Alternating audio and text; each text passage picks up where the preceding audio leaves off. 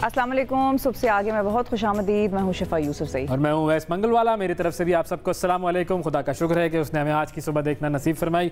आज के प्रोग्राम का आगाज़ एक काम की बात ही है, ये जो सुबह मैं पढ़ रहा था और मेरा ख्याल है ये जो काम की बात है ये बहुत सारे लोगों पर फिट बैठेगी। अच्छा। कुछ को बुरी भी लगेगी, लेकिन एक ऐसे ही एक लाइटर मोड पे भी कभी कभी जिंदगी में बातें होनी चाहिए। और क्या, और लाइटर हमें प्रॉब्लम ये है, हमें सेंस ऑफ ह्यूमर खत्म होता जा रहा है। सेंस ऑफ ह्यूमर जो है ना वो हमारा ये हो गया कि अब हर चीज से ऑफेंड हो जाते हैं। Offend, oh this is very offensive, public figure नहीं, ये क्या बात करती है भाई, मिसोजिनिस्ट और सेक्सिस्ट और मुश्किल अल्फाज आ गए हैं भाई। मैंसप्लेनिंग, वुमेन्सप्लेनिंग, फलाना ने भाई कोई चीजें जिंदगी में मजाक भी होती हैं। अच्छा, लेकिन फिर ये भी होता है आपने इतने सीरियस इशू को मजाक क्यों किया, इतने सीरियस इशू पे मजाक क्यों किया, ये भी है सिलसिला ना। अच्छा, दुनिया में कहीं पर भी कॉमेडी होती है तो वो सीरियस इश्यूज को ही लेकर होती है ना। बस मुझे अब वो कहेंगे कि भाई कॉमेडी इशू है तो उसमें कॉमेडी क्रिएट कर लो, सीरियस इशू होगा उसके अंदर एक ह्यूमरस एंगल निकालना ही कॉमेडी है।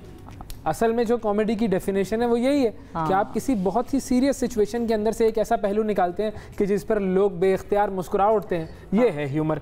ऐसा ही अब आप कहते हैं कि नहीं जी तुमने सीरियस बात क्यों कर ली, लेकिन मेरा ऐसा ही मैं कुछ आप क्या तफरी करना चाह रहे हैं आज बताएं। तफरी क्या है, बस तौबा करते हुए पहले कह दूं कि भाई देखो कोई बुरा ना माने, लेकिन ये कि सूरज और बेगम में क्या चीज़ मुश्तरक है, ये चीज़ जो है वो मैंने पढ़ी तो मैं सोचा कि सवाल पूछ लूँ आपसे। सूरज और बेगम इन दोनों में क्या चीज़ मुश्तरक है? गुस्से की गर्मी। गुस्से की गर्मी क्या मतलब, ये क्या हो सकता है? जला देते हैं। बेगम आप सूरज की तरफ गुस्से वाली ना हो भाई। नहीं, देखें सूरज में आप जब निकलेंगे, शदीद गर्मी में निकलेंगे तो गर्मी लगेगी आपको, सनबर्न हो जाएगा, अजीब सी कैफियत हो जाएगी।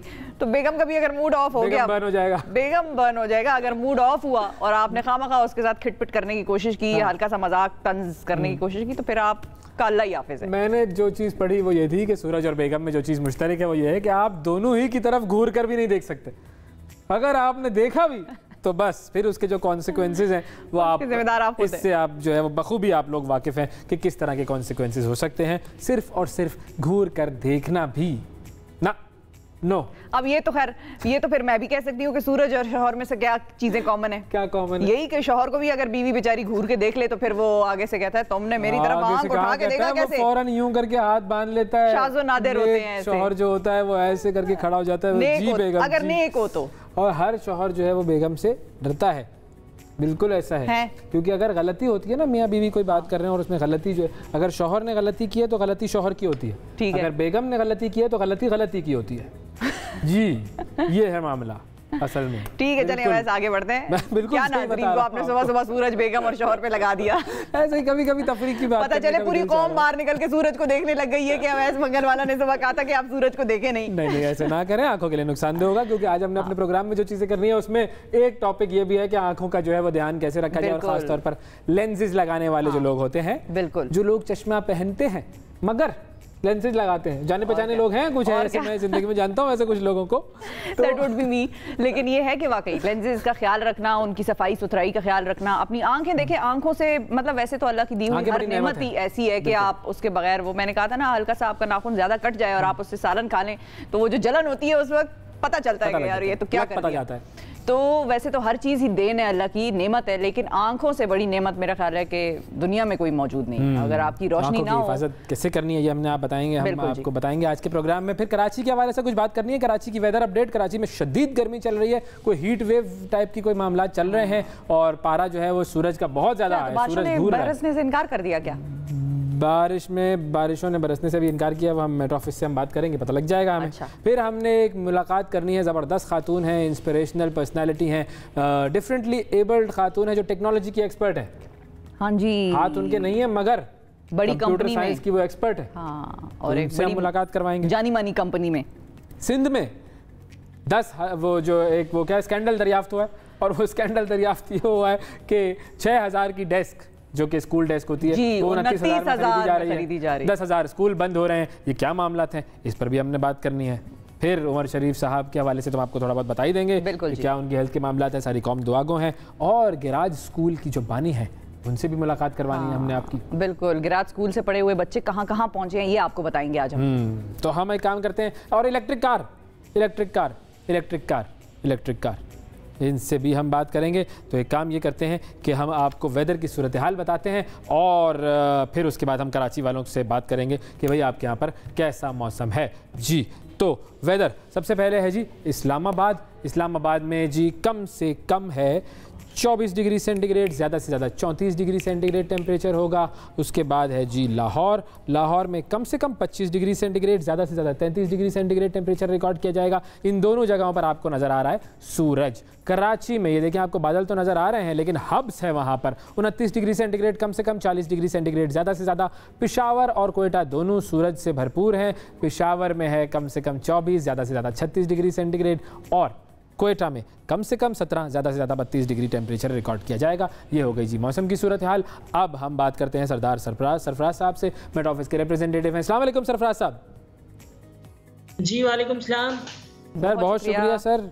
क्या सूरत हाल है ये कराची की? इस कदर गर्मी क्यों, शदीद गुस्से में क्यों है सूरज, और कराची वाले कब तक इस सूरज की गर्मी को बर्दाश्त करेंगे, गुस्से को बर्दाश्त करेंगे?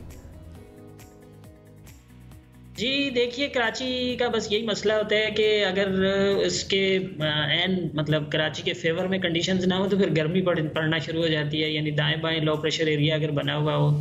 इस वक्त ये इंडियन गुजरात पे हवा का कम दबाव मौजूद है, तो उसकी वजह से सी ब्रीज उसके अंदर ट्रैप हो रही है, ऊपर लैंड पे नहीं आ रही। तो ये 2 दिन से, पिछले 2 से 3 दिन से इस वजह से ज़्यादा गर्मी पड़ रही है। अमूमन जो सी ब्रीज़ चला करती है कराची पे तो मौसम मुतदिल रहता है। अब कल से ये शुमाल मशरक़ की तरफ से हवाएं चल रही हैं, जो गर्म और रेगिस्तानी इलाकों की हवाएं होती हैं, तो टेम्परेचर इसलिए बढ़ रहा है। कल भी 40 तक गया और आज भी 40 या 41 भी जा सकता है, और आने वाला कल भी इसी तरह गर्म होगा। परसों से उम्मीद है कि वो लो प्रेशर गुजरात वाला जब आगे समंदर की तरफ शिफ्ट करेगा तो फिर सी ब्रीज बहाल हो जाएगी और टेम्परेचर नीचे आ जाएगा। बिल्कुल सही है। और बाकी मुल्क में किस किस्म की सूरत हाल रहेगी मौसम के हवाले से? देखिए, अगले 2-3 दिन तो मौसम खुश्क ही है ज़्यादातर एरियाज़ में, सिवाय जो बिल्कुल नॉर्थ ईस्ट पाकिस्तान यानी गुजरांवाला, नारोवाल, सियालकोट, ये जो इलाके होते हैं, और कश्मीर के साथ जो लगते हैं झेलम वेलम, इनमें कुछ हल्की फुल्की बारिश हो सकती है कहीं कहीं, और इसी तरह से कश्मीर में कुछ हल्की फुल्की बारिश है।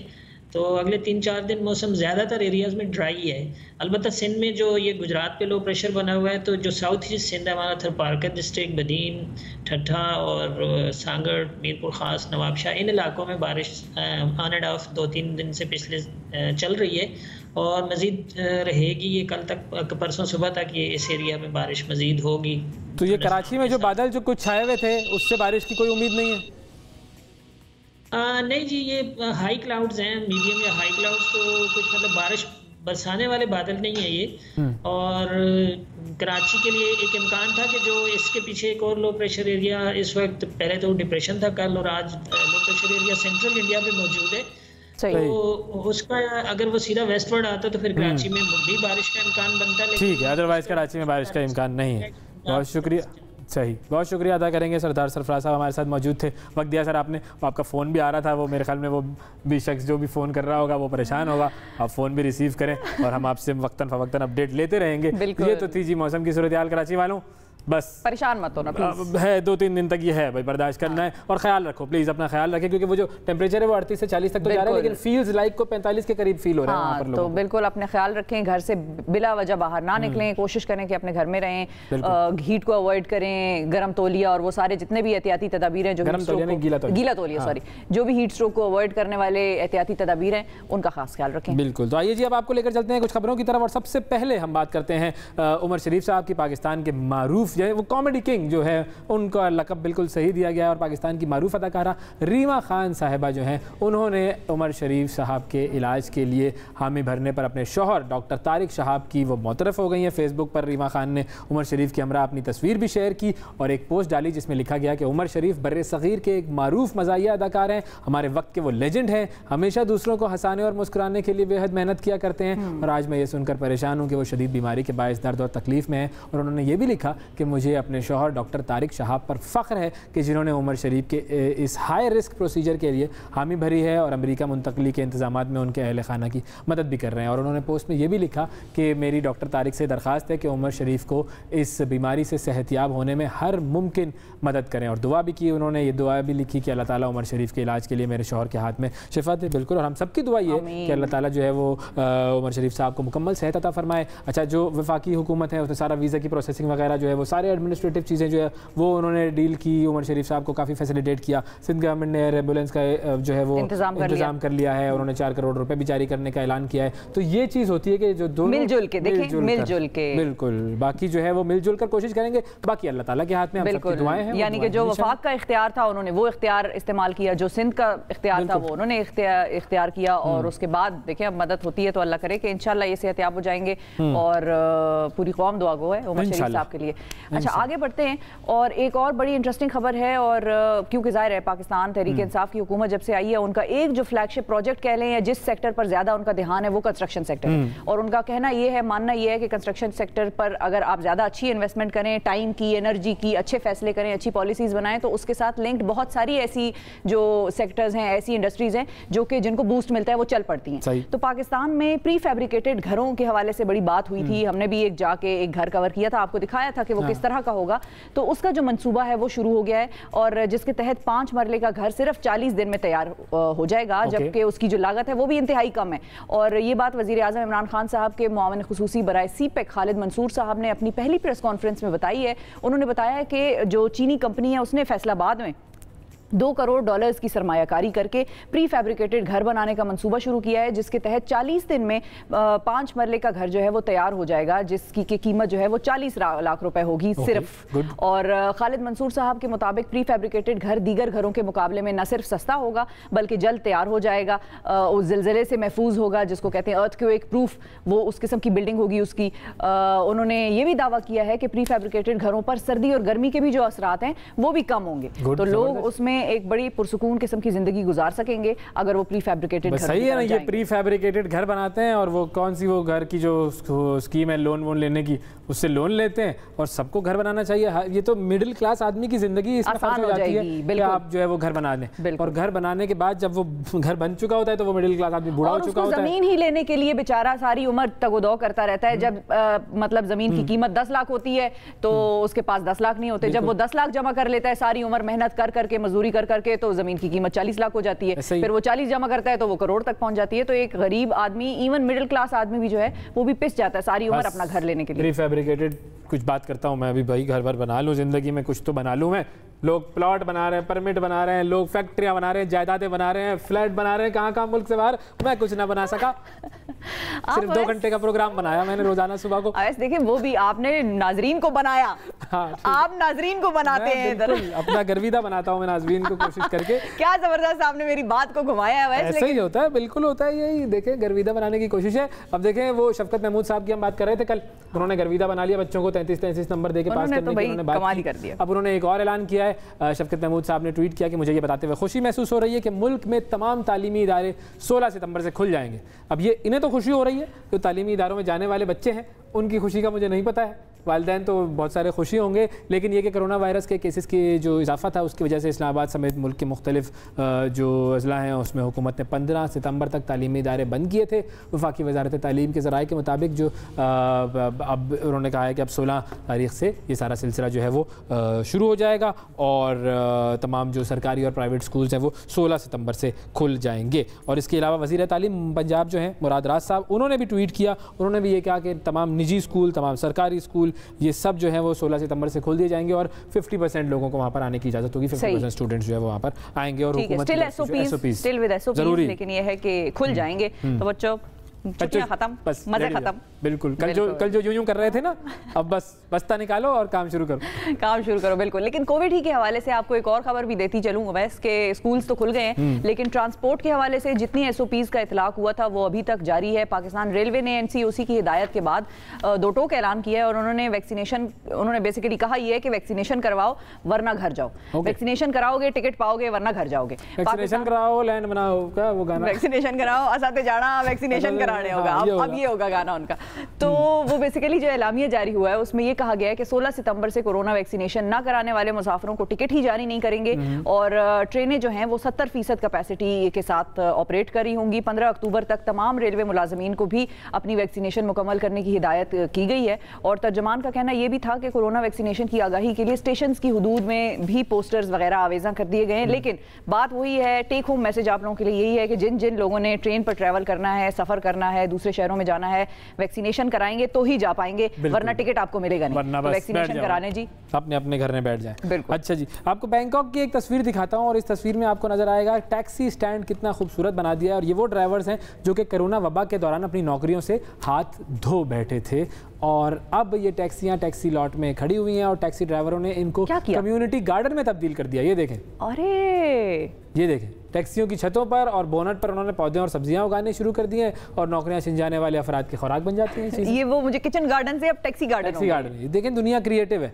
और क्रिएटिव लोग जो है ना वो कुछ भी कर सकते हैं। नाजरीन, ये एक इंटरेस्टिंग चीज थी। ठीक है, टैक्सी की बात अवैस ने की है, मैं अवैस के लिए खास तौर पे एक खसूसी खबर लेके आई हूँ और वो खबर शादियों के हवाले से है, शादी के हवाले से है खास तौर पर, लेकिन शादियों का भी उससे सिलसिला जो है वो जुड़ सकता है। मैं सिर्फ अवैस के लिए खबर लेके आई हूँ, आप लोगों का इससे कोई ताल्लुक नहीं है। अगर आप लोग चाय शाय लाना चाहें तो अपने लिए चाय बना के जल्दी से लें। मैं अवैस को बता दूं कि एक ऑनलाइन मैरिज कॉन्ट्रैक्ट जो है उसकी सर्विस सऊदी अरब में वजारत इंसाफ की तरफ से जारी की गई है। इस सर्विस का मकसद मुमलिकत में गैर शादीशुदा मर्दों और खवातीन के लिए शादी को आसान बनाना है। और रिपोर्ट के मुताबिक अप्रैल 2020 से मार्च 2021 के दौरान ऑनलाइन शादियों की कुल तादाद 1,50,000 से जायद जो है केसेस सामने आए हैं, उनका इंदराज हुआ है। जबकि इसके मुकाबले में अगर हम मार्च 2019 से अप्रैल 2020 का टाइम ड्यूरेशन देखें तो उसमें 1,17,000 ऑनलाइन शादियों का इंदराज किया गया था। कोविड की वजह से सारी शादी की तकरीबन ऑनलाइन ज्यादा हो गई, सबने कहा ऑनलाइन करेंगे। गुड, तो ये like it now, I understand now, I got it। बिल्कुल, तो ऑनलाइन शादी रजिस्ट्रेशन सर्विस जो है वो बड़ी मकबूल है सऊदी अरब में due to COVID and SOPs और रिस्ट्रिक्शंस की वजह से।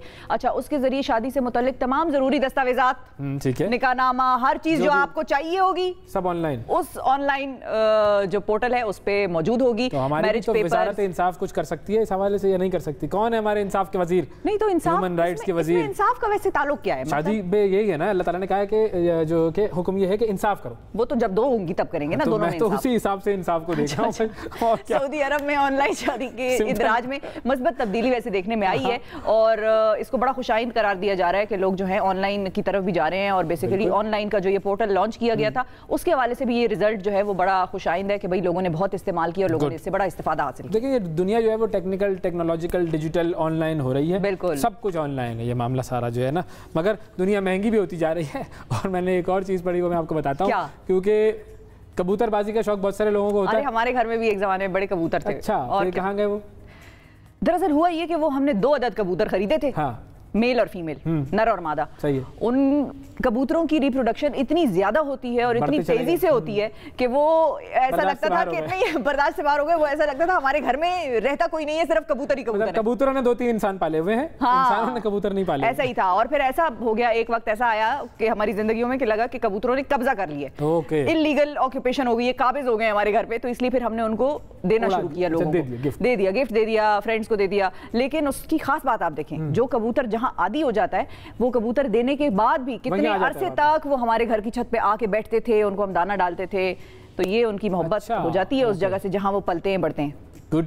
तो अब ये जो कबूतरों के शौकीन अफराद हैं उनको आपको पता है कि किस तरह पालते हैं, जिस तरीके से अभी शिफा ने आपको बताया शाहाना अंदाज में। अब ये जो खर्च आता है इसका आप जरा अंदाजा लगाएं। बर्तानिया में एक खातून ने अपने 2 कबूतरों पर सालाना 4,000 पाउंड खर्च करती हैं। वो 2 कबूतर हैं उनके पास, सालाना 4,000 क्या खिलाती हैं? बर्गर। भाई उन्होंने, इस खातून का कहना यह है कि उसने इन कबूतरों को गोद लिया है और इनकी ग़िज़ाइयत बख्श जो महंगे खाने उनको खिलाए जाते हैं। आराम के लिए अलग कमरा है, कपड़ों की अलमारी बनाई हुई है उन्होंने, इन खातून ने, उनमें ड्रेसेस रखे हुए हैं, दोनों के लिए नरम बिस्तर बनाए हुए हैं, सैर के लिए बच्चों जैसी वो गाड़ी खरीदी गई है, स्ट्रोलर। जी, 23 साल खातून है ये, और ये मैगी उनका नाम है। और ये दोनों कबूतर उनके पास, उनको मतलब घर के पास उन्हें मिले थे, वो अपने साथ लेकर आ गई। और खातून ने कहा कि उनके जो कबूतर हैं वो अब शाहाना ज़िंदगी गुजार रहे हैं। और उनकी सालगिरह की तकरीबात भी होती हैं, कबूतर की सालगिरह होती है तो उस पर बहुत फंक्शन वगैरह किए जाते हैं, तोहफे तोहफ़े भी मिलते हैं। 2 दर्जन से ज़ायद उनके कपड़े बनाए गए हैं और जिनमें से एक कपड़े की कीमत जो है वो $40 $50 है। शाम को वो परवाज़ वगैरह करते हैं, फिर उसके बाद मैगी के साथ आ जाते हैं वापस उसके घर पे।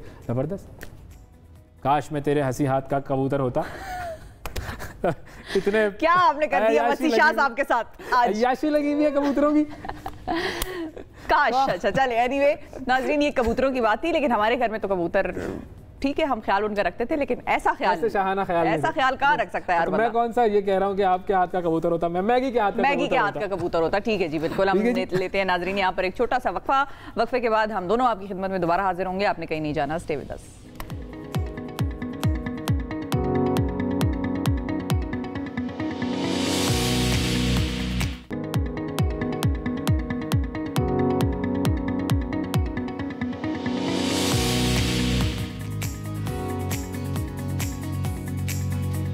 चार दीवारी है, क्लासरूम्स हैं, कागज़ों में तो स्कूल है, मगर हकीकत में भैंसों का बाड़ा है। न पढ़ने वाले बच्चे हैं, ना ही पढ़ाने वाले उस्ताद हैं। सिंध में गोस्ट स्कूल्स की भरमार है। गोस्ट स्कूल्स की गोस्ट इंतज़ामिया और असातिज़ा घर बैठे तनख्वाहें लेते हैं। सिंध एजुकेशन करिकुलम डिपार्टमेंट ने सूबे में 10,000 गोस्ट स्कूल्स की निशानदेही के बाद उन्हें बंद करने का फैसला किया है। हुकाम के मुताबिक पहले फ़ेज़ में 7,000 और दूसरे फ़ेज़ में 3,000 गोस्ट स्कूल्स बंद किए जाएंगे। दूसरी जानब जो ट्रांसपेरेंसी इंटरनेशनल पाकिस्तान है, उन्होंने वज़ीर आला सिंध से रब्ता करके उन्हें शिकायत की है कि सूबे का महकमा तालीम मुबैना तौर पर 2 अफराद के बैठने के लिए जो इस्तेमाल होती है डेस्क, वो 320% इजाफी कीमत पर ख़रीद रहा है। यानी 6,000 का डेस्क 29,000 में ख़रीदा जा रहा है, जिससे कौमी ख़जाने को ज़ाहिर है बहुत ज़्यादा नुकसान होगा। इन दोनों मामलात पर हम बात करेंगे, इसकी तफसील जानेंगे। कराची से हमारे ब्यूरो चीफ जनाब आरफीन मेहदी साहब हमारे साथ मौजूद हैं। अस्सलाम वालेकुम आरफीन साहब।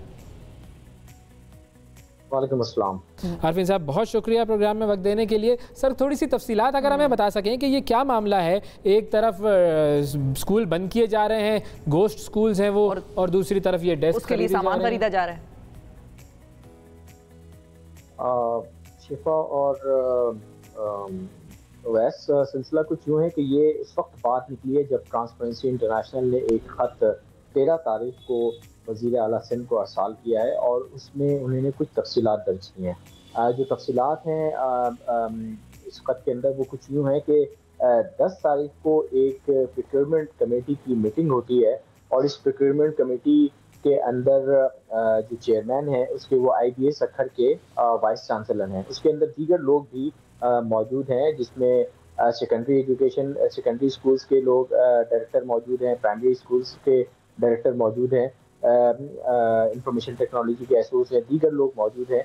और इसमें एक और कोऑप्टेड मेंबर का नाम का जिक्र है, वो है लेफ्टिनेंट जनरल मोइनुद्दीन हैदर का नाम भी लिखा हुआ, उनके दस्तखत भी मौजूद हैं उसके अंदर। अच्छा। उस खत में और उस जो मिनट्स ऑफ द मीटिंग है, और वो 10 जून की मिनट ऑफ द मीटिंग है, जिसके अंदर अप्रूवल दी गई है हज़ारों की तादाद में डेस्क खरीदने की, जो कि मीरपुर खास रीजन में बेनज़ीर शहीद बेनज़ीराबाद जो कि नवाबशाह पहले होता था उसके रीजन में, हैदराबाद रीजन में मुख्तलिफ स्कूलों के अंदर डेस्क खरीदने की उसमें प्रोक्योरमेंट कमेटी ने मंजूरी दी है कि ये की जा सकती है। उसमें से 4 जो कंपनीज हैं उनके बारे में कहा गया है कि ये वो कंपनीज हैं जिनकी लोएस्ट बिड थी और इनको ये टेंडर अवार्ड कर दिया गया है। अब बात यह कि ट्रांसपेरेंसी इंटरनेशनल के पास बहुत सारी कंप्लेन आती है, लेकिन इसमें ट्रांसपेरेंसी इंटरनेशनल किसी हद तक डायरेक्टली इन्वॉल्व थी। इसकी वजह ये थी कि 2019 में भी ट्रांसपेरेंसी इंटरनेशनल के मुताबिक इस तरीके की बिडिंग की गई थी और उसमें Transparency International as a observer उसके अंदर मौजूद था और उसमें उन्होंने कहा था कि ये जो ट्रांसपेरेंसी इंटरनेशनल ने जो खत लिखा है उसके अंदर वो तफसीलात और वो जो लेटर उस वक्त के चीफ सेक्रेटरी को उन्होंने दर्ज किया था, जो कि अप्रैल 2019 में लिखा गया था और जो टेंडर फाइनलाइज किया गया था वो मार्च 2019 में किया गया था। उस खत के मुताबिक ये बात उसके अंदर दर्ज थी कि जो उस वक्त खरीदारी की जा रही थी वो 2 कंपनी से की जा रही थी और उसमें जो कीमत थी पर डेस्क वो थी तकरीबन 6,000 से आप समझ लें 8,000 के दरमियान, 7,500 समथिंग था, तो आप उसको 8,000 ऑलमोस्ट कर लें। तो 6,000 से लेके 8,000 तक का वो कैप था जिसके दरमियान ये प्रोक्योरमेंट की जा रही थी। उसी खत का हवाला देते हुए उन्होंने कहा है कि वो टेंडर जो है इस वक्त मनसूख कर दिया गया था और उस वक्त भी जो ट्रांसपेरेंसी इंटरनेशनल थी उसने ये मौक़िफ़ रखा था कि ये परचेज कर ली जाए, ये लोएस्ट बिडर है, इसकी बेहतर आपके लिए। और जो अहम बात वो ये कि इस जो 6,000 से 8,000 तक का जो अमाउंट था उसके अंदर जो मैंने डॉक्यूमेंट्स देखे हैं उसके अंदर जो बशमूल टैक्सेस था, यानी टैक्सेस उसके अंदर शामिल थे। अब इस वक्त जो मामला आया है 10 तारीख को 10 जून को जो अप्रूवल दी गई है प्रोक्योरमेंट कमेटी की जानिब से टैक्स की खरीदारी की, उसमें 2 हिस्सों में खरीदारी है, एक प्राइमरी के लिए और दूसरी सेकेंडरी के लिए। तो जो प्राइमरी से लेके अगर मैं आपको सेकेंडरी तक की बात बताऊं तो उन तकरीबन 23,000 से लेके और 29,500 तक की फी टैक्स कीमत रखी गई है इस सारे मामले में। और इसके ऊपर जो है ये कह रहा है ट्रांसपेरेंसी इंटरनेशनल ने वज़ीर आला सिंध को कहा है कि ये बहुत ज़्यादा कीमतों पर खरीदारी की जा रही है कंपेयरिंग 2000। तो आरफीन साहब, ये जो जब ये टेंडर पास किया जा रहा होता है तो एक तो होता है ना कि चले आपको कीमत में कुछ थोड़ा बहुत ऊपर नीचे फर्क नजर आता है, और एक होता है कि 6000 से 29,000 इतना बड़ा फर्क, तो वो देखने वाला जो है उसकी आंखें नहीं होती, या वो देखता नहीं है, या वो सोचता नहीं है, या इसके अंदर कोई ऐसी कंपनीज इन्वॉल्व हैं जिनको जानबूझकर फायदा पहुंचाया जा रहा है? कंपनीज किसकी हैं? मेरा सवाल आपसे यही होने वाला था कि ये कंपनीज जिनको टेंडर मिला है वो किसकी कंपनीज है, कुछ बता सकते हैं उसके बारे में? उसमें जो कंपनीज हैं आप उस पर इत्तेफाक कह लें, हुस्न इत्तेफाक कह लें, जो भी कह सकते हैं, जो मैंने अब तक मालूमात हासिल किया और जो उसके अंदर डॉक्यूमेंट्स मौजूद भी हैं, उसके अंदर लाहौर की कंपनी है, गुजरात की कंपनी है और शायद रावलपिंडी की कंपनी है। तो सिंध की कोई कंपनी इसके अंदर एज सच इन्वॉल्व नहीं है। हम उसको इन्वेस्टिगेट करने की कोशिश कर रहे हैं कि ये कंपनीज कौन सी है। एक दो कंपनीज ऐसी हैं जो कि माजी में भी जो टेंडर है उसे विन करती रही हैं। तो यहाँ पे एक जो मामला है वो ये है। तो ये जो आपने हुस्न इत्तेफाक वाली बात की है कि ये हुस्न इत्तेफाक सिर्फ ये है कि सिंध की नहीं है, या ये हुस्न इत्तेफाक है कि लाहौर, गुजरात और रावलपिंडी की, ये तीन वो शहर, अहम शहर जिनके के बड़े खास लोग जो हैं वो हुकूमत में भी हैं और उनसे मुलाकातें भी बड़ी रिसेंटली हो रही हैं? ये जरा आप थोड़ा सा क्लैरिटी दे दें, आवाम को भी जरा क्लियर कर दें कि ये हुस्न इत्तेफाक आपने किसको कहा? देखिए, टेंडर्स का जो मामला होता है वो पूरी दुनिया में होता है और पाकिस्तान भी इससे कोई मुबर्रा नहीं है। तो टेंडर्स की कहानी के अंदर हो सकता है कि जैसे मैंने आपको कहा कि कराची सिंध की कोई कंपनी नहीं है, तो हो सकता है कि जब इस तरीके की चीज़ें हों तो ये उंगली उठाई जाए कि जी ये सिंध की कंपनी थी, इसको दे दिया गया तमाम टेंडर्स और फिर investigation.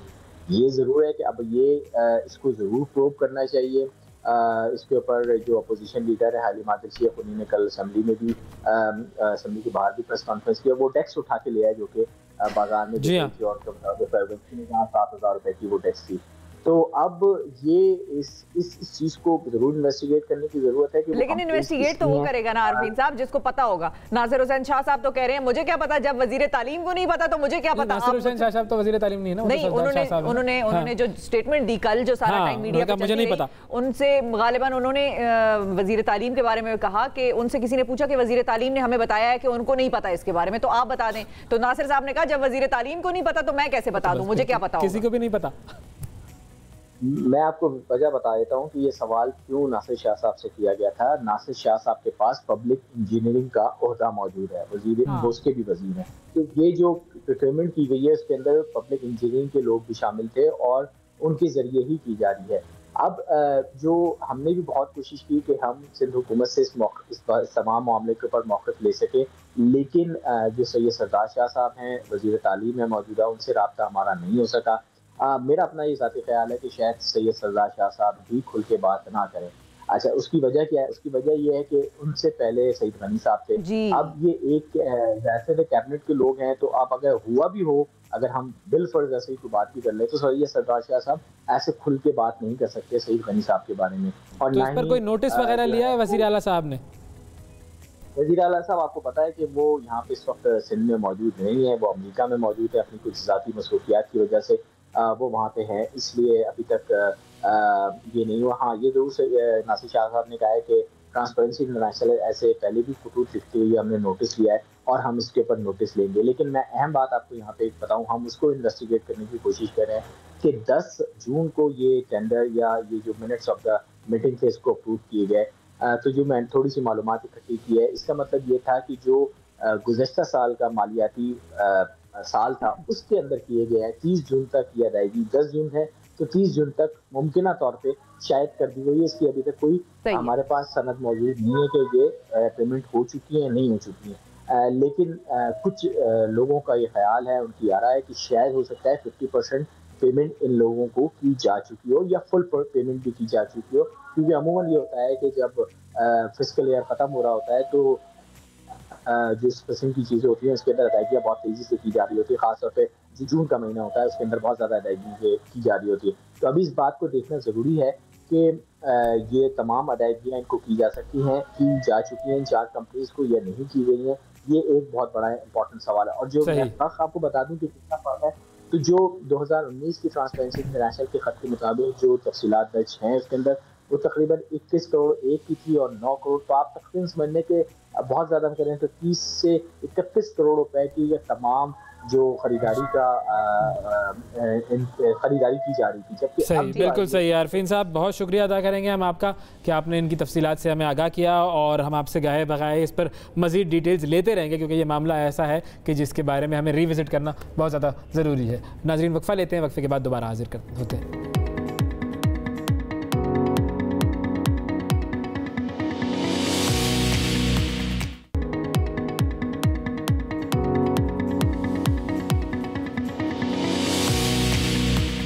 Welcome back to the program. नाजरीन, मिलवाते हैं आपको एक बहुत ही खास शख्सियत से। इरादे अगर मजबूत हों और आज़म जवान हो तो जिस्मानी कमी किसी भी काम में रुकावट नहीं बन सकती।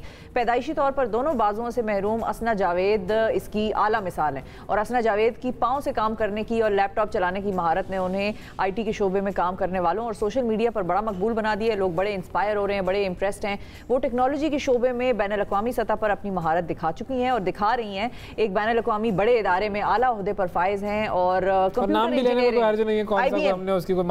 के साथ, हाँ बिल्कुल, IBM के साथ मुंसलिक हैं और बेसिकली तो ये हैं एक कंप्यूटर इंजीनियर और हार्डवेयर सॉफ्टवेयर दोनों पे ही इनको उबूर हासिल है। ज़बरदस्त तरीके से ये काम करती हैं। बासलाहियत खातून है पाकिस्तान की असना जावेद हमारे साथ हैं। अस्सलाम वालेकुम असना। वालेकुम अस्सलाम। थैंक यू, बहुत शुक्रिया असना, आपने वक्त निकाला। सबसे पहले तो अगर अपने बारे में कुछ बताएं, हाँ, जो कि नाजरीन को भी ना पता हो, हम भी ना जानते हो, बैकग्राउंड थोड़ा सा जो आपने लिंक्डइन प्रोफाइल पे लिखा हो अपने हाँ। वो हमें बताएं भाई, ताकि लोगों को ज़रा समझ में आए कि जो खातून बैठी है वो क्या है। अच्छा, मैं पैदाइशी जो है मेरे दोनों हाथ नहीं है, तो मैं पाँव से सारा काम करती हूँ, जो आप ऑलरेडी बता चुके हैं। जो लोगों को शायद नहीं पता होगा, मैं बहुत अच्छा लजानिया बनाती हूँ। अरे वाह, क्या बात है। I'm a very good cook। तो फिर हमें ये पहले पता होता तो हम आपसे कहते बना कर ले आती हैं आप। बिल्कुल, लेकिन इतने सुबह बना नहीं सकती थी और आई थिंक हाँ, आई रियली लाइक वर्किंग, तो मैं काम बहुत शौक से करती हूँ और बहुत ज़्यादा आजकल तो ख़ास तौर पे लॉकडाउन के दौरान वर्कोहॉलिक हो गई हूँ। अच्छा, आपकी बुनियादी तालीम जो है वो कहाँ से हुई और आपने क्या क्या पढ़ा? मेरी पैदाइश और बुनियादी तालीम जो है वो ओमान से है। तो मैंने प्री इंजीनियरिंग की थी, उसके बाद जो है वो कंप्यूटर इंजीनियरिंग की मैंने, और उसके बाद जो है मैं पाकिस्तान आ गई। यहाँ से मैंने मास्टर्स किया कंप्यूटर एंड वायरलेस नेटवर्क्स के अंदर कॉमसेट से इस्लामाबाद। अच्छा, जबरदस्त। वाईफाई में जितने प्रॉब्लम आते हैं वो आप सब सही समझती हैं। जी बिल्कुल, रीसेट कर दिया। हमारे ऑफिस में अक्सर वाईफाई नहीं चलता भाई, लेकिन सबसे आसान काम है रीसेट कर दें। रीसेट कर दें, वाकई सब रीसेट कर दें, सब रीसेट। लेकिन ये बताएं, टेक्नोलॉजी और ये जो सॉफ्टवेयर कंप्यूटर इंजीनियरिंग इस साइड पे क्यों, मतलब ये फील्ड किस तरह से आप इस तरफ आई? मैं छोटी सी थी तो आई थिंक हम भी इन 4th या 5th जब हम लोगों ने पहला कंप्यूटर लिया था। अच्छा, तो मैं बहुत फैसिनेट होती थी। मैं सोचती थी कि ये जो डब्बा है इसके अंदर कुछ तो होगा, जो ये पिक्चर्स आ रही हैं या गेम्स हम खेल रहे हैं तो किस तरह से हो रहा है। और उसके बाद मतलब जब मैं थोड़ा सा बड़ी हुई है, मतलब जाहिर सी बात है, जब यूनिवर्सिटी का टाइम हुआ तो मुझे ऐसा लगा कि चलो आर्किटेक्ट इंजीनियर बनते हैं, कि क्योंकि वो कुछ नया लग रहा था मुझे। मैंने कहीं करते हैं, तो मेरे जो फादर हैं उन्होंने बड़ा सपोर्ट किया। उन्होंने कहा नहीं, you are very passionate towards computers, तो जब तुम बचपन में ही इतना क्वेश्चनिंग करती थी उससे रिलेटेड, तो फिर why don't you go for computer engineering. और वाकई में जब व्हेन आई स्टार्टेड तो मुझे रियलाइज़ हुआ कि वाकई ये जो डब्बा है इसके पीछे बहुत बड़ी दुनिया है, पूरी दुनिया। एग्जैक्टली, बिल्कुल, यही डब्बा सारी दुनिया चला रहा है अब। बिल्कुल। अच्छा, तो अब आपने स्पेसिफिकली जो आपकी एक्सपर्टीज़ है वो किस किस एरिया में है, सॉफ्टवेयर और हार्डवेयर दोनों का बताइएगा। हार्डवेयर के अंदर जो है मैंने काम किया हुआ है पिक माइक्रो कंट्रोलर्स के ऊपर और सेंसर्स वगैरह के ऊपर काम किया हुआ है मैंने। सॉफ्टवेयर के अंदर जो है राइट नाउ में जो है वो क्लाउड नेटिव टेक्नोलॉजीज़ पे काम कर रही हूँ, क्यूबरनेटीज़ के ऊपर, और apart from that little bit about AI as well I am working on, और सिक्योरिटी की तरफ ज़्यादातर, एप्लीकेशन सिक्योरिटी और डेवलपमेंट की तरफ। सही, तो अब इसमें जो सारी डेवलपमेंट इन्वॉल्व होती है, ज़ाहिर है कंप्यूटर पे काम करना, इस्तेमाल करना, ये सारी चीज़ें और आप शुरू से करते आ रही हैं। अब हमारे लिए ये सोचना और इमेजिन करना बड़ा मुश्किल है कि अगर किसी के हाथ नहीं है तो वो कैसे सारे काम करता है कंप्यूटर पर, कोडिंग वगैरह, तो वो कैसे होता है? मैं ना हमेशा एक बड़ी फ़नी सी एग्जांपल देती होती हूँ कि वो कुछ कंप्यूटर्स आते हैं प्री प्रोग्राम्ड, तो मैं प्री प्रोग्राम्ड आई थी। मैंने किसी से सीखा नहीं है, मतलब मैंने खुद से ही शुरू कर दिया था पाँव से करना। It's very simple. जिस तरह से आप लोग कोई चीज़, जैसे अपनी ग्लास उठाना है तो आप हाथ आगे करेंगे, उसी तरह मैंने उठाना है तो मैं पाँव आगे करूँगी। तो मैं ऑलरेडी कुछ अल्लाह ताला की तरफ से इस तरह की है कि वो पाँव से ही सारा कुछ करना है, तो मेरे लिए बहुत नॉर्मल है। जैसे कि आप लोग एक आम नॉर्मल इंसान है, उसी तरह मैं भी एक नॉर्मल इंसान हूँ। क्या बात है, बिल्कुल सही है। ये बताएं कि आप टेक वुमन हैं, किसके लिए टेक वुमन है और क्यों है टेक वुमन? अच्छा, टेक वुमन बेसिकली एक यूएस स्टेट डिपार्टमेंट का प्रोग्राम है। It's a fully funded scholarship program जो कि प्रोफेशनल्स, यंग प्रोफेशनल्स के लिए है। एंड उसमें वो 21 डिफरेंट कंट्रीज़ में से विमेन फ्रॉम स्टेम बैकग्राउंड, जो कि साइंस, टेक्नोलॉजी, इंजीनियरिंग और मैथ्स में से विमेन को लेके जाते हैं, जो कि वो होती हैं इनफ कि दे go and learn those leadership skills. तो उसी के लिए मैं सिलेक्ट हुई थी इन 2019 और मैं गई थी सिलिकॉन वैली में, सैन फ्रांसिस्को। मैंने अपनी इंटर्नशिप की थी वहाँ पे लिंक्डइन के साथ। एंड अपार्ट फ्रॉम दैट हम लोगों ने जो है वो वहाँ पे प्रोजेक्ट वगैरह भी किया था। और even the very interesting thing जो मैं बताती होती हूँ कि Pakistan team was one of the winners who won the seed grant जो गूगल ने दिया था। और we started a small project here in Pakistan with the name of Bachao, जिसका जो कि चाइल्ड सेक्शुअल अब्यूज़ के ऊपर अवेयरनेस जो है वो। तो इट्स एन ऑनलाइन प्लेटफॉर्म जिसके ऊपर हम लोग काम भी करें, मैं और मेरे को फाउंडर्स।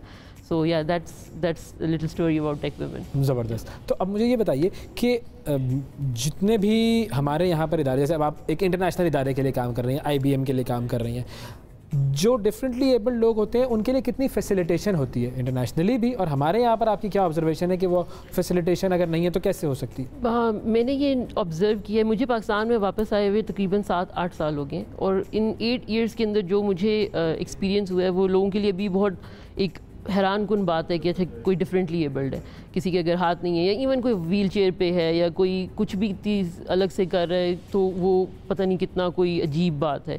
तो हमारे यहाँ थोड़ी सी कमी ये है कि हम लोग इंक्लूसिव नहीं है, हम लोग एक्सेप्टेंस हमारे अंदर इतनी नहीं है, और थोड़ी सी अवेयरनेस कम है हमारे अंदर, थोड़ी सी नहीं काफ़ी कम है आई वुड से।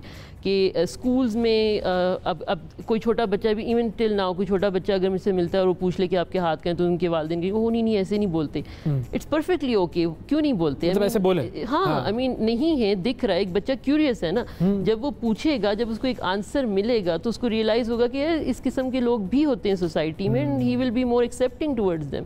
कि इंस्टेड कि आप बोल दें, उसको चुप करा दें और वो इधर या तो आपको एकदम सोसाइटी में से अलग कर दें कि वो इनसे तो बात ही नहीं करनी, इनसे तो मतलब बोलते ही नहीं, हमेशा झिझक रहेगी। हाँ, झिझक रहेगी। तो क्यों, मतलब you need to educate your children as well कि हाँ हर किस्म के लोग होंगे and you have to be accepting. बिल्कुल। और जो इदारों में फैसिलिटेशन है वो किस तरह की होनी चाहिए? इदारों में एक तो हम लोग जो है ना, हम सोचते हैं कि अच्छा एक कोई बंदा अगर व्हील चेयर पे है तो हर बंदा जो व्हील चेयर पे उसको एक पर्टिकुलर चीज़ ही चाहिए होगी। हर 2 लोग जिनकी डिसेबिलिटी है या जो डिफरेंटली एबल्ड हैं वो एक जैसी चीज़ें उनकी रिक्वायरमेंट नहीं होती। तो इदारों में लोगों को फ़र्स्ट ऑफ़ ऑल जो है HR वगैरह को, अगर if they are hiring differently abled people, तो फर्स्टली दे कम्युनिकेट, उनसे बात की जाए, उनसे पूछा जाए कि आपको क्या चीज़ चाहिए, आपको किस किस्म की फैसिलिटीज़ चाहिए। अब जिस तरह से मैंने जब IBM ज्वाइन किया था तो मेरा एक प्रॉपर एक एक्सटेंसिव 2 हफ्तों की एक सेशन हुआ था जिसमें उन्होंने मुझे बताया और लगातार मेरे से पूछा गया कि आपको अगर वॉशरूम के लिए कुछ ज़रूरत है, आपको अगर टेबल किस तरह का चाहिए, चेयर किस तरह की चाहिए, लैपटॉप किस तरह का चाहिए, किस चीज़ में आप कंफर्टेबल होंगी। So and before that honestly मैं भी ना अपने आप को अकोमोडेट करती होती थी एनवायरनमेंट के साथ। मतलब मैं I used to find ways, हाँ I used to find ways कि मैं इस तरह से करके कर लूँगी। बट आफ्टर IBM मुझे रियलाइज़ हुआ कि नहीं, एनवायरनमेंट को आपके हिसाब से चेंज होना चाहिए, क्योंकि आपकी कैपेबिलिटीज़ आपके दिमाग के अंदर हैं। तो आपकी जो लिमिटेशंस है वो आपके एनवायरनमेंट की वजह से होती हैं, आपकी बॉडी वगैरह की वजह से नहीं होती। तो एनवायरनमेंट आपको सही और बेहतर दे दिया जाए तो फिर तो you can do wonders. Definitely. मुझे आपसे एक एग्जांपल याद आ गई, हमारे स्कूल्स में लेफ्टीज भी होते हैं, लेफ्ट हैंड से लिखने वाले। तो हमारे स्कूल में एक बच्ची थी और जाहिर है हम तो राइट हैंड से वो पेपर करते थे, तो हमारे लिए वो राइट हैंड साइड वाला वो बड़ा आसान था।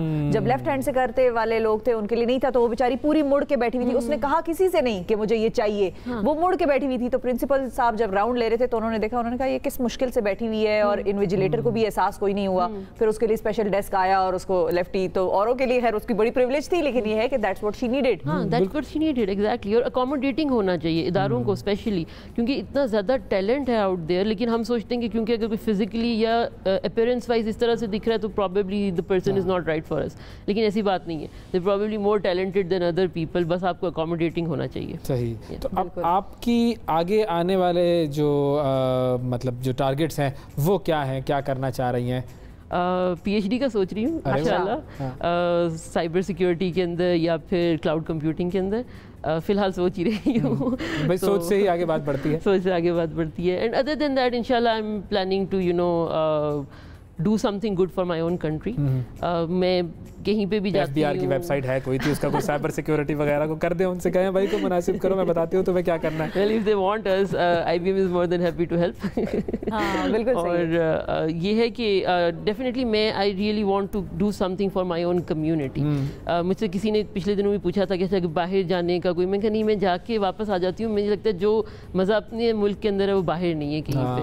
तो मेरे लिए जो मेरा मेन गोल है वो अगर बहुत ज़्यादा नहीं तो एटलीस्ट किसी एक एरिया में या किसी एक सिटी में इतना ज़्यादा अवेयरनेस तो हो जाए कि लोग जो हैं वो डिफरेंटली एबल्ड पीपल के लिए अकोमोडेटिंग हो और उनको जो है नॉर्मल ट्रीट। तो उस अवेयरनेस के लिए आगाज़ करते हैं, कैमरा आपके सामने है, लोग आपके सामने हैं, चाहे वो डिफरेंटली एबल्ड हो चाहे डिफरेंटली एबल्ड ना हो, उनको आप अपनी जो है वो 1 मिनट की जो है वो तकरीर उनको बताएं कि भाई ये क्या होना चाहिए। मेरे ख्याल से जो है वो हम लोगों को अकोमोडेटिंग होना चाहिए, लोगों से बात करें, कम्युनिकेशन बहुत इंपॉर्टेंट चीज़ है, और लोगों को इस तरह से ना देखें कि वो कोई एलियंस हैं या आसमान से आए। हर इंसान मुख्तलिफ है, अल्लाह ताला ने किसी भी 2 लोगों को एक जैसा नहीं बनाया, तो ये चीज़ हमें सोचनी चाहिए और लोगों से उसी तरह बात करनी चाहिए जिस तरह से आप किसी भी एक नॉर्मल इंसान से बात करेंगे। वैसे भी normal is just a term, हर कोई मुख्तलिफ ही होता है।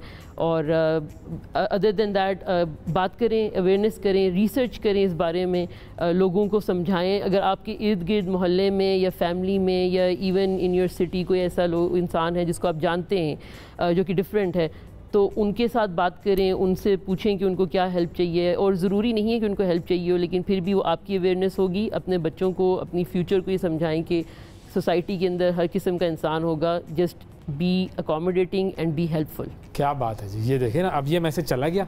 ये मैसेज जो है वो it is the gist of what you will be working for in the future. और हमारी बहुत सारी दुआएं और नेक तमन्नाएं आपके साथ। आपका PhD भी हो और साइबर सिक्योरिटी बड़ी ज़रूरी है पाकिस्तान के लिए। हमारे यहाँ तो डेस्कें भी 29,000 की आती हैं। कोई बड़े बड़े मामलात हैं हमारे, तो बहुत शुक्रिया अदा करेंगे। कोई अकाउंटेबिलिटी का सॉफ्टवेयर निकालें आप। हाँ। सियासतदान उसके सामने बैठे वो फेशियल रिकॉग्निशन से बता दे कि आदमी करप्ट है, सही नहीं है, ये बंदा ठीक नहीं, ये आप कुछ निकालें तो फिर हम आपको मानेंगे। आजकल तो AI भी बायस है। आजकल तो डीप फेक्स बन रहे हैं, अजीब, पता ही नहीं चलता कौन है असल में है या नकल है। तो इसीलिए ये बड़ा खतरनाक हो गया ये मामला। बहुत शुक्रिया आपका, थैंक यू जी, इंस्पायरिंग पर्सनालिटी, और हमें बड़ा अच्छा लगा आपसे बात करके। नाज़रीन, वक्फा लेते हैं, वक्फे के बाद दोबारा हाजिर होते हैं।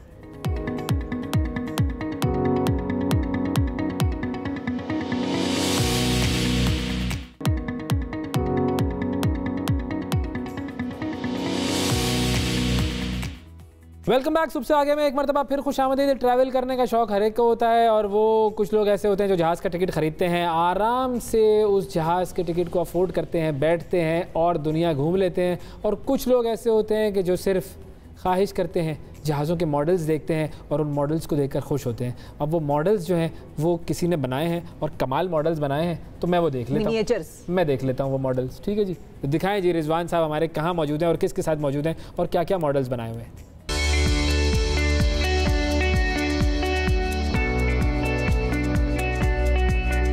शाहीन कभी परवाज से थककर नहीं गिरता, पुरदम है गर तू तो नहीं खतराए उफ्ताद। इकबाल का ये शेर है। इकबाल ने ये शेर जो है नौजवानों के लिए कहा था जिनको अपना शाहीन कहते थे। मेरे साथ एक ऐसा ही नौजवान मौजूद है, एक ऐसा टैलेंटेड नौजवान जो कि मुख्तलिफ़ किस्म के मॉडल्स बनाता है, और उन मॉडल्स में जहाज़ हैं, जंगी जहाज़ हैं, सफरी जहाज़ हैं, जीप है, ट्रक है और बेशुमार मॉडल्स। और ये सारे मॉडल्स ना सिर्फ वो बनाता है बल्कि मुख्तलिफ़ अच्छे अच्छे इदारों को जो है वो मॉडल्स देता भी है, उनको फ़रोख्त भी करता है। इन इदारों में Pakistan air force, Pakistan navy, Pakistan army, Bahrain airline, Kuwait airline और न जाने कितने ही ऐसे इदारे हैं जो उनकी सर्विसेज हासिल करते हैं। शजील से मज़ीद जानते हैं। शजील, ये बताइएगा कि for the very first time ये ख्याल कैसे आया और ये प्रोसीजर होता कैसे है, लाइक कैसे इसका डिज़ाइन बनता है, और ये सारा प्रोसीजर हमारे हम न्यूज़ के नाज़रीन को बताएं। जी, बेसिकली मैं शुरू से ही क्रिएटिव था। बचपन में मैं स्केचिंग वगैरह करता था, दैन उसके बाद मैंने पेंटिंग वगैरह करना शुरू की। दैन फर्दर आगे जब आया तो मैंने सोचा यह था कि मैं स्कल्पचरिंग करना शुरू करूँगा, लेकिन क्योंकि बड़े कहते हैं कि घर में स्कल्पचर्स नहीं रखने चाहिए, मुजस्मे नहीं अच्छे नहीं होते, तो दैट्स वाई मैंने अपने आप को स्विच किया और एरो मॉडलिंग की तरफ आ गया, क्योंकि जहाज़ों से भी मुझे बहुत ज़्यादा लगाव था, बहुत अच्छे लगते थे फाइटर एयरक्राफ्ट। तो उसके बाद मैंने ये बनाना शुरू कर दिया। ठीक है, अभी हमारे सामने एक पाकिस्तान एयरफोर्स का जहाज़ मौजूद है, ज़रा इसकी डिटेल्स बताएं हमें। जी हाँ जी, ये बिल्कुल पाकिस्तान एयरफोर्स का ये जहाज़ है C-130। ये 730H है और ये जैसे मैं आप लोगों को बता रहा था, आगे आपको बताऊंगा भी कि कोई भी जहाज़ एक ही दफ़ा में नहीं तैयार होता, उसका हर पार्ट अलग अलग करके तैयार होता है। उसका फ्यूसेलाज अलग से बनता है, विंग्स, टेल्स और बाकी इसके इंजन वगैरह सब अलग अलग करके बनते हैं। मुझे वहाँ पे एक ट्रक नज़र आ रहा है, ट्रक ज़रा हमारे नाज़रीन को दिखाइए, बहुत इंटरेस्टिंग सी चीज़ है। और ये ट्रक नाज़रीन आपको पाकिस्तान की सड़कों पे जगह जगह नज़र आएगा, जहाँ जहाँ आप जाएंगे पीछे उसके पीछे अताउल्लाह खान ईसा खेलवी साहब की तस्वीर लगी होगी।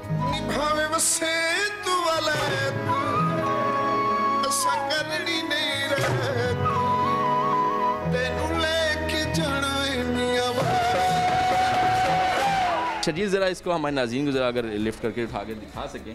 जी ये बिल्कुल ये एक ट्रक का मॉडल है, ठीक है। ये भी इसी तरह लकड़ी से सारा तराशा गया है। इसका सारा फ्रंट पहले बनाया है और फिर इसका बैक वाली जगह सारी बनाई गई है, ठीक है। और क्योंकि ये तो पाकिस्तान की पहचान है तो इसका भी होना ज़रूरी था यहाँ पे।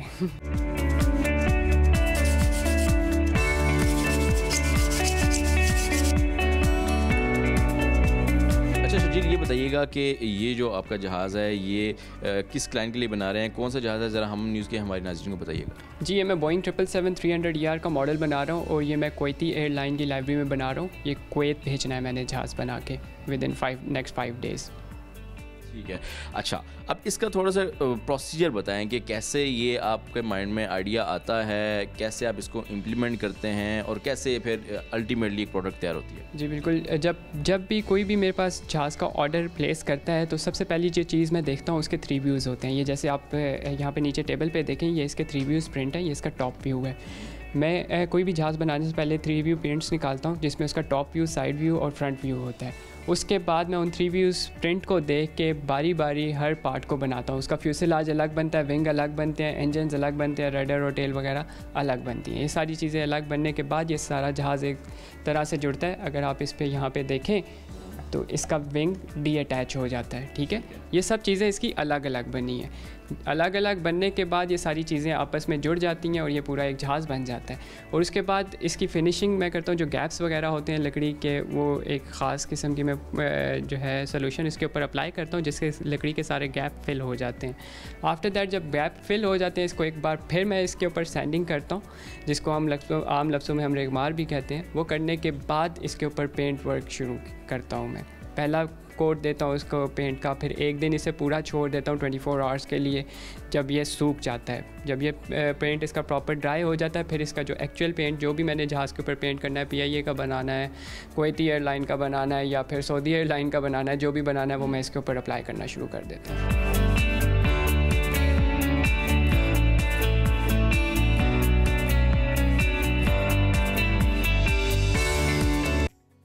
ये तो बड़े क्यूट मॉडल्स थे। शर्जील मिन्हाज की कारस्तानी किस तरीके से वो ज़बरदस्त मॉडल्स बनाए हैं। अच्छा ट्रक का भी बना दिया उन्होंने, हाँ। और हवाई जहाज़ के भी बन रहे हैं और पाकिस्तान एयरफोर्स के बन रहे हैं और जो कमर्शियल एयरलाइंस हैं उनके भी बना रहे हैं मॉडल। ज़बरदस्त, ये बंदा भी जो है ना वो मॉडल है, इसका मतलब मॉडल है, बिल्कुल जी, अपनी साथ में ये एक मॉडल है। हाँ। ज़बरदस्त जी। नाज़रीन वक्फा लेते हैं, वक्फे के बाद दोबारा हाजिर होते हैं।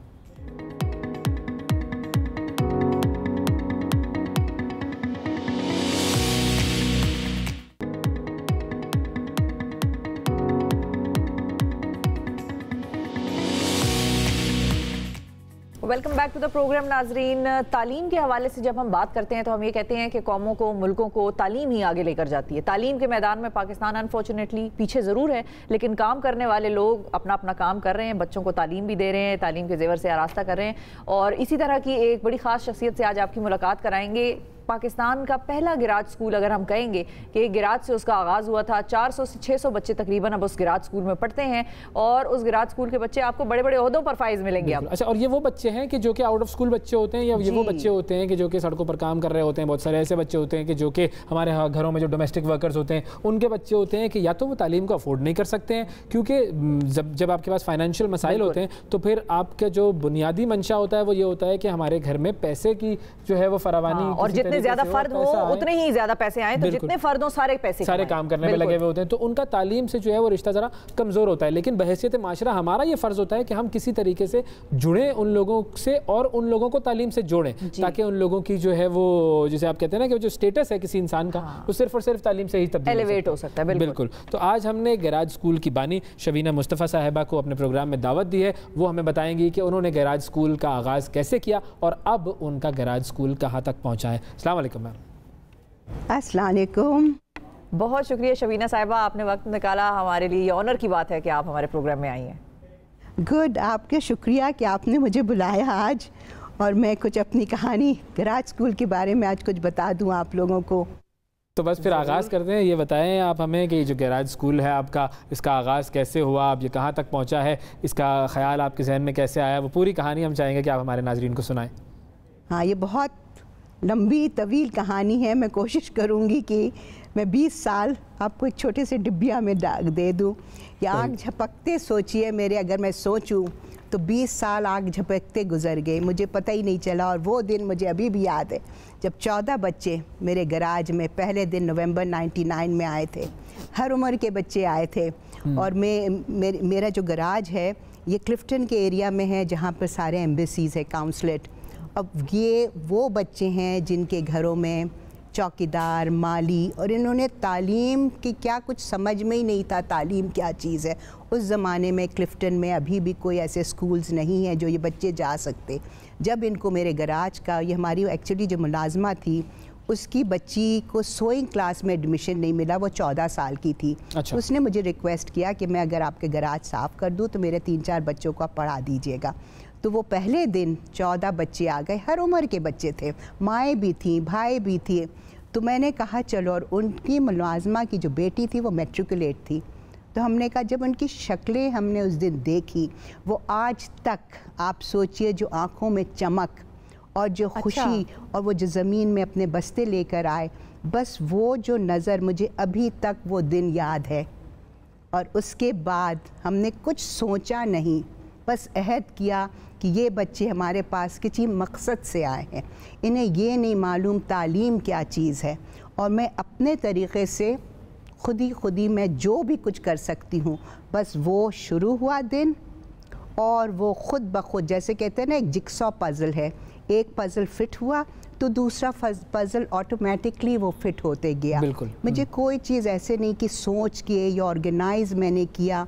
वो जैसे ज़रूरत हुई, जब बच्चे आए, फिर सोचा कि किसी ने कहा ये भूखे आते हैं, भूखे बच्चे पढ़ नहीं सकते हैं, तो फिर मैसेजेस लोगों को देकर दूध शुरू किया, फिर बिस्किट हुआ, फिर आहिस्ते आहिस्ते हेल्थ केयर। देखिए, 3 चीज़ बहुत ज़रूरी है तालीम में। तालीम होनी चाहिए, साथ हेल्थ केयर होने चाहिए, साथ उनको खाना मिलना चाहिए। ये 3 के बगैर एक भूखे बच्चे को आप आगे नहीं ले जा सकते हैं। और ये सब बच्चे हमारे पास जब आए थे, गरीब, चौकीदार, माली, ये हर उम्र के, तो हमने जो बड़ी लड़कियों को अलग रखा, उनको किसी को ब्यूटी सैलून में डाल दिया, किसी को सोइंग क्लास में कर दिया। फिर आफ्टरनून में हमने कहा गैराज सुबह है तो आफ्टरनून में भी इसको यूज़ करो। तो पहले 1 महीने के अंदर हमारे पास 80 बच्चे आ गए उसी मोहल्ले के। फिर हमने आहिस्ते से खुद ही अपनी किताबें बनाई, खुद ही ये किया। हमारे पास कोई सोर्स ऑफ फंडिंग नहीं थी। अच्छा। फंडिंग नहीं होने की वजह से, बट हमें कोई ये नहीं था, स्कूल से जाके पेंसिल्स उठा के हम ले आते थे, वो कर लेते, टेलेक्स रोल्स हम लेके उनको उसी में ऊपर से नीचे खुद ही मैं पढ़ाती थी। तो वो बच्चे फिर कुछ साल के बाद जब वो सर्कल्स में घूमने लगे ना, आगे पीछे, तो उनके पेरेंट्स ने कहा मेरे बच्चे आगे कहाँ जाएंगे। तब मुझे किसी ने कहा इनको स्पॉन्सरशिप करके दूसरे स्कूल्स में आप भेज दीजिए। तो फिर वो स्पॉन्सरशिप प्रोग्राम शुरू हुआ। तो हम लोग नासरा स्कूल और सेंट पैट्रिक स्कूल में लड़कों को टेक्निकल में देना शुरू किया, लड़कियों को हमने नासरा में डाला, और इस तरह हमारे उस ज़माने में 42 बच्चे हमारे डिफरेंट स्कूल्स में जाने लगे। फिर एक वक्त आया कि पेरेंट्स ने हमें प्रेशराइज़ किया कि ये बच्चे, माई क्लिफ्टन में मेरा गैराज है जो जर्मन काउंसिल की गली में है, और ये बच्चे आते हैं नीलम कॉलोनी से, वो 2 सड़क क्रॉस करके आते हैं, और वहाँ पर कोई स्कूल्स या कोई कॉलेज नहीं है। एक लड़की के गवर्नमेंट स्कूल कॉलेज है, लड़कों का सिर्फ एक गवर्नमेंट स्कूल है जो क्लास 8 तक ले जाते हैं। तो फिर उन्होंने हमें बहुत ज़ोर दिया, तो फिर मैंने एक बिल्डिंग रेंट पे ली। जब बिल्डिंग मॉर्निंग में शुरू किया तो हमने कहा आफ्टरनून खाली है, तो वो ऑटोमेटिकली हमने कहा ना, मेरा बेटा कहता आप ऑर्गेनिकली आई हैव ग्रोन, वो एक चीज़, फिर वो औरतें आने शुरू कर दिया, तो फिर वो लेडीज़ तालीम बालगा शुरू हो गया। फिर हमारे लड़के जो सुबह काम करते थे 3 बजे आकर, वो बच्चे आफ्टरनून में वो आने लगे। फिर हमने कहा आफ्टरनून में एक दिन झुंड के झुंड लड़के आ गए, 8 साल से लेके 12 साल की उम्र। ये हमारी बहुत सक्सेस स्टोरी है। ये हमने जो औरतों को तालीम बालगा का प्रोग्राम किया था, ये मैंने इंट्रोड्यूस कर दिया ये बच्चों के ऊपर। अब ये बच्चे जो 12 साल के आते हैं, ये ऑलरेडी जानते घर किसको कहते, बोतल किसको कहते। तो ये कोई स्कूल, अब ये बच्चे महरूम हैं तालीम से, इन्होंने क्या किया है, सर गुर्बत या कोई और वजूहात के वजह से, तो इनको महरूम हम क्यों रखें तालीम से। तो इन बच्चों को मेरी सक्सेस स्टोरी हो गई। बिल्कुल सही है, मतलब एक पूरी कहानी है और पूरी ओवर योर लाइफ वो चली है। हाँ। ये बताएं कि आपका जो गिराज स्कूल है, अब इस वक्त उसकी बिल्डिंग की क्या सूरत हाल है, किसी और बिल्डिंग में शिफ्ट हुए, कितनी बड़ी इमारत है और कितने बच्चे हैं इस वक्त स्कूल में? ये हमारे गराज में अभी भी है, और गराज के अलावा नीलम कॉलोनी में एक बिल्डिंग है 3 स्टोरी, और उसके अलावा एक और छोटा बच्चों का ब्रांच है, वहाँ पर भी है। तो यहाँ हमारे ऑलमोस्ट सुबह से 8 बजे से शाम 7 बजे तक स्कूल क्लासेस होती हैं, और इसमें हमारे 400 तकरीबन बच्चे हैं, मॉर्निंग और आफ्टरनून लेके। अच्छा, मॉर्निंग और आफ्टरनून दोनों चल रहे हैं, और इस वक्त उसमें तकरीबन 400 के करीब बच्चे हैं। अच्छा, अब इतने अरसे से आप ये काम कर रही हैं, तो ज़ाहिर है जो बच्चे आपके स्कूल से पढ़कर फारिग व तहसील हो गए, तो वो अब कहाँ तक पहुँचे हैं, कुछ उनके बारे में ज़रूर बताइए। ये तो मैं बता नहीं सकती हूँ, जो खुशी है। ये बच्चे 2 हैं, जो मॉर्निंग वाले बच्चे थे हमारे, उनकी तो सक्सेस अलग स्टोरी है, ठीक है। और इसमें एक बच्चे को मैं ज़रूर बोलूँगी, जो हमारे गराज से उसने शुरू किया, और वो आज वो बच्चा नासरा स्कूल से SM government college, Zabist 3.9 GPA, bioscience, an embryologist at South City Hospital, and continues to work in the garage from 6 to midnight. क्या बात? इसको कहते हैं he is 1 in a million. उसके अलावा एक बच्चा जो आफ्टरनून शिफ्ट में है, जो हमारी उर्दू मीडियम है, ये हमारे जो बड़े उम्र के बच्चे हैं, इसमें हमें बहुत सक्सेस, बिकॉज ये 6 और 7 साल में ये मैट्रिक कर लेते हैं। तो इनको कहते हैं ना, हमारे फास्ट फॉरवर्ड प्रोग्राम है। तो ये बच्चे हमारे, एक तो उर्दू मीडियम है, उसके वजह से ये ज़्यादा आसानी से समझ जाते हैं। सिर्फ एक इंग्लिश की ज़रा कमज़ोर होती, वो इंग्लिश बाद में हम PSCC वगैरह से करवा के। ये बच्चे हमारे DHA से, ग्रेनिच यूनिवर्सिटी से, अब सिद्धार्थ हैदर में काम कर रहे हैं, उर्दू मीडियम। अभी एक बच्ची इस दफ़ा मेडिकल में गई हैं। 3 लड़के हमारे नर्सिंग, अब नर्सिंग हो जाएंगी।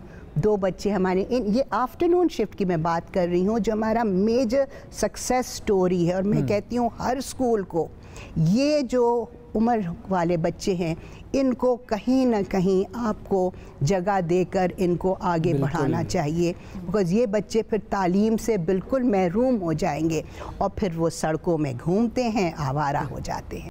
क्या बात है, बिल्कुल ऐसा ही है, बच्चे खराब हो जाते हैं। बिल्कुल, और ऐसे ही अगर तालीम का जेवर आप किसी से छीन लें तो उसकी जिंदगी तबाह कर देते हैं आप बेसिकली। इसमें बहुत सारे लोग तालीम देना शुरू करें तो फिर आप उसकी जिंदगी संवार देते हैं, कहां पहुंच रहे हैं, किस कदर एम्ब्रियोलॉजिस्ट, मतलब ये this is an inspiring story. ये हमारे प्रोग्राम का हिस्सा होंगे इंशाल्लाह। ये बताइए शबीना साहिबा कि आपका एक बड़ा खास 5 फिंगर फार्मूला भी है, आप वो हाथ से बताती हैं लोगों को, वो बताएं जरा हमें भी और नाजरीन को भी। ये हमारा, मैं आपको बताती हूँ, तौर तरीक़ा, तरबियत, तालीम, ये चीज़ हम आपको देंगे। तरबियत और तालीम साथ।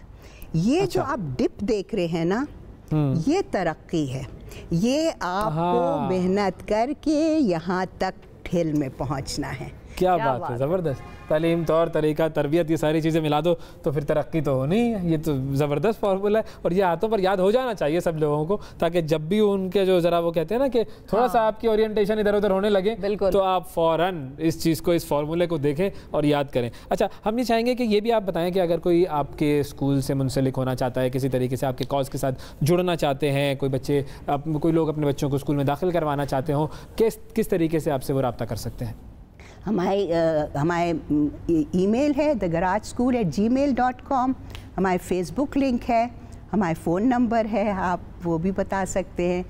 तो 03332179975 is my mobile number. School का नंबर है 02135304335, और हमारा ईमेल है thegarajschool@gmail.com और आप ज़रूर रब्ता कीजिए। आप लोग आके स्कूल देखिए, उसमें तरबियत देखिए, उसके डिसिप्लिन देखिए, नज़्म और ज़ब्त। जब तक ये डिसिप्लिन नहीं होगा, अब वही बच्चे देखिए सड़क वाले, आप हमारे स्कूल में आइए, आपका बच्चा और मेरा, मैं कहती हूँ मेरा बच्चा आपके बच्चे से बेहतर है, वो ऐसे नहीं करेगा, वो शर्माएगा नहीं, हाथ जाके मिलाएगा।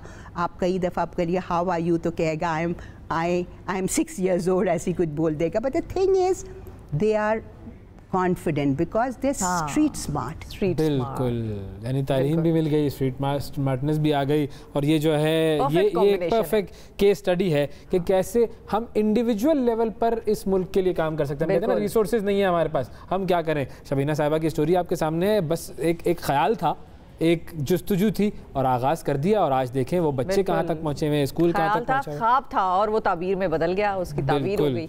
और नंबर भी उन्होंने बता दिया 0333217975, उस पर रब्ता भी कर सकते हैं आप। बिल्कुल, और ये बच्चा सिर्फ देखें, एक है पाकिस्तान में अमीर और एक है गरीब, और अमीर और गरीब में फ़र्क सिर्फ पैसे का है, काबिलियत का फ़र्क कभी भी नहीं था। एक गरीब आदमी का बच्चा भी एक बड़े ओहदे पर बैठ सकता है, ज़बरदस्त आला कुर्सी पर बैठ सकता है, वैसे ही जिस तरह से कि एक अमीर आदमी का बच्चा बैठ सकता है। फ़र्क सिर्फ तालीम का है। बिल्कुल, और यही तालीम हमने उनको देनी है। बहुत शुक्रिया अदा करेंगे मैम, आपका वक्त दिया आपने। नाज़रीन, वक्फा लेते हैं, वक्फे के बाद दोबारा हाजिर होते हैं।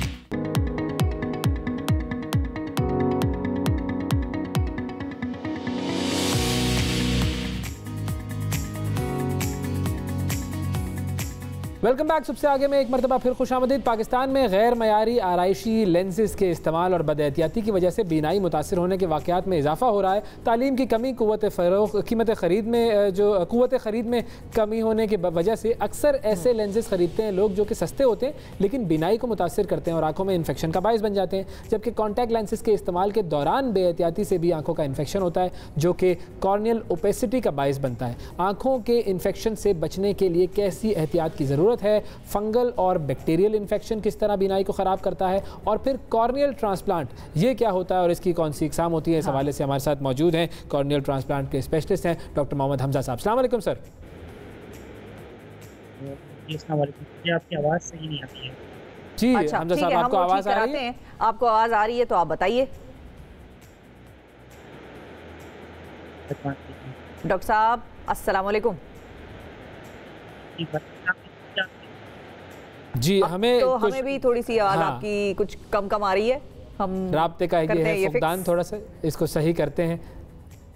ठीक है, जब तक जितनी देर में हम इसको सही करते हैं तब तक हम एक काम कर लेते हैं। पाकिस्तान की जो लेजेंडरी लेग स्पिनर रहे जनाब अब्दुल कादिर साहब, आज उनकी 66th बर्थ एनिवर्सरी मनाई जा रही है, तो उस हवाले से हमें एक रिपोर्ट देखते हैं, उसके बाद आते हैं।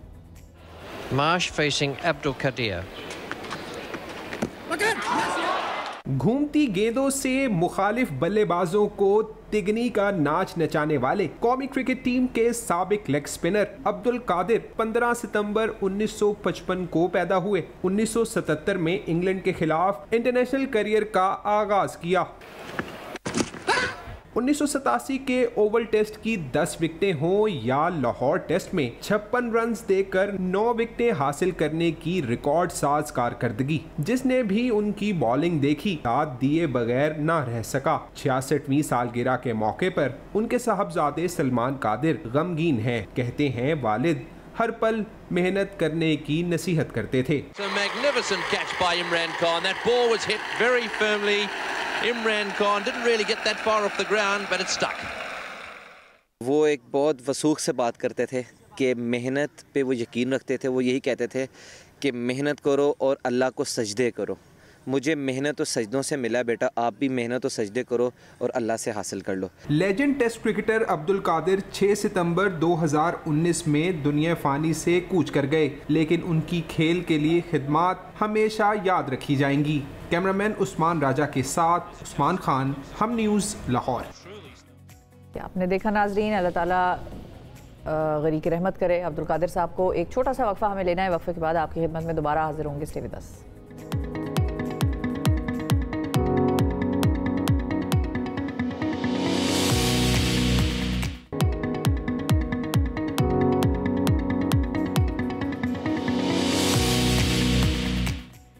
वेलकम बैक जी। सबसे आगे में एक मरतबा फिर खुशामदीद। हम बात कर रहे थे कॉर्निया ट्रांसप्लांट की, आंखों की, लेकिन चूंकि वो हमारा राब्ता जो है वो डॉक्टर साहब से इस वक्त जो है वो सही तरीके से जुड़ नहीं रहा, मुनक़ता हो रहा है, तो इसीलिए ये वाला सेगमेंट फिर हम कल कर लेंगे बात। हमारी आंखें भी यहीं हैं, हम भी यहीं हैं, डॉक्टर साहब भी यहीं हैं, बीमारी भी यहीं है, बताएंगे कौन सा दुनिया में जो है वो टेक्नोलॉजी तब्दील हो जाएगी आंखों की, कल बताएंगे। सही। आज आपको एक और बड़ी खास बात बताते हैं। कल हमारे प्रोग्राम में जनाब शिबली फराज साहब आए थे, वफाकी वजीर जो है साइंस एंड टेक्नोलॉजी के। कौन सी बड़ी गुफ्तगू हुई इधर उधर की बातों पे, और एक विन विन सिचुएशन वाली बात जो मुझे याद आई थी, जो मैंने उनसे कही थी कि भाई कैबिनेट का इजलास होना है और उस इजलास में बात होनी है कि जितने भी MNAs MPAs जो हैं कैबिनेट मेंबर्स वगैरह, इन सब की तनख्वाहें, वज़रा की, इन सब की तनख्वाहें बढ़नी है। क्या बात हुई थी उनसे हमारी कल, वो ज़रा आपको सुनवाते हैं, फिर उसका रिजल्ट बताते हैं आपको।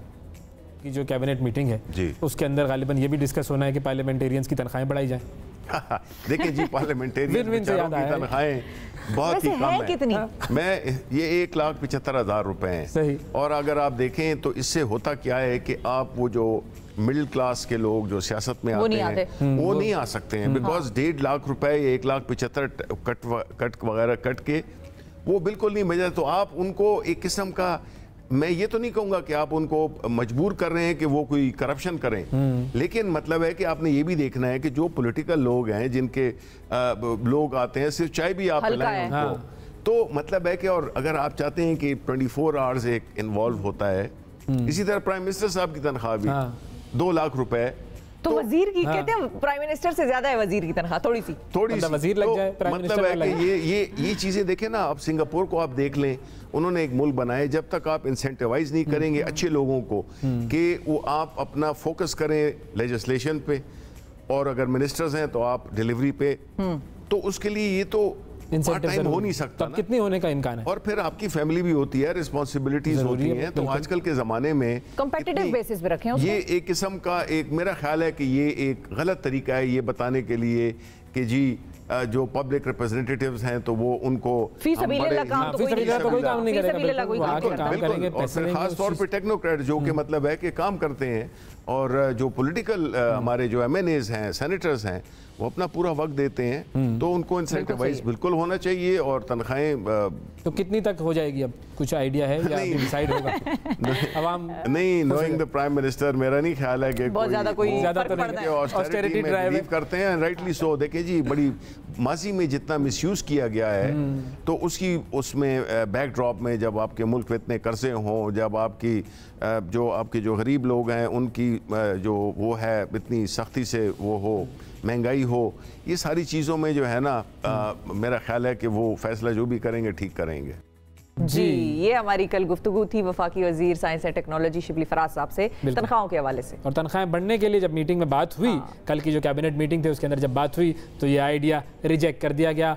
किसी रुकने असेंबली की तनख्वाह नहीं बढ़ाई गई। वो भी दुख में होंगे, जैसे आवाम जो है वो रोज परेशान होती है कि हमारी तनख्वाह नहीं बढ़ी। पाकिस्तान में कि ऐवानों को इतना हाई फाई चीज समझा दिया गया है आवाम को कि लोग समझते हैं भाई कितने कोई अमीर, मतलब ऐसे लोग अमीर कबीर सारे होते भी हैं जिनके के करोड़ों वो इलेक्शन पे खर्च कर देते हैं, तो जाहिर है उनके लिए मैटर नहीं करता। उनके लिए एक्चुअली ये 1.5 लाख तनख्वाह भी मैटर नहीं करती, उनको नहीं चाहिए ये 1.5 लाख तनख्वाह, क्योंकि उनके पास पीछे से माल इतना है। लेकिन कुछ ऐसे भी लोग हैं जो आम एक बैकग्राउंड से, आप जैसे मेरे जैसे एक बड़े हम्बल बैकग्राउंड से ताल्लुक रखने वाले लोग आए हैं ना, तो वो इलेक्शन पे इतना पैसा लगा सकते हैं, और फिर अगर लगाते भी हैं तो उनकी कुछ आमदन तो होनी चाहिए बेसिकली। तो ये एक प्रॉब्लम थी कि फिर लोग आएंगे नहीं, इनकरेज नहीं होंगे पाकिस्तान के सियासी मंजरनामे में अपना नाम बनाने के लिए या कोई काम करने। लेकिन मुल्क के जो हालात हैं उसको मद्देनजर रखते हुए तनख्वाह नहीं बढ़ाई। हाँ, लेकिन क्योंकि बाकी सारी जगहों पर बढ़ गई, सरकारी इदारों में हर इदारे की बढ़ गई, तो फिर इन बेचारों की भी थोड़ी सी 5-10% तो बढ़ाई जा सकती थी।